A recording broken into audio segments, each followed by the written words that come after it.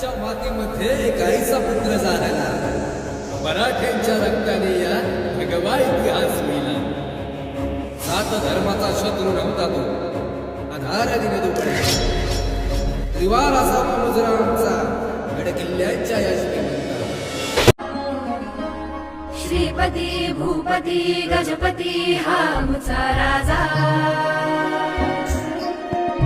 Shripati Bhupathi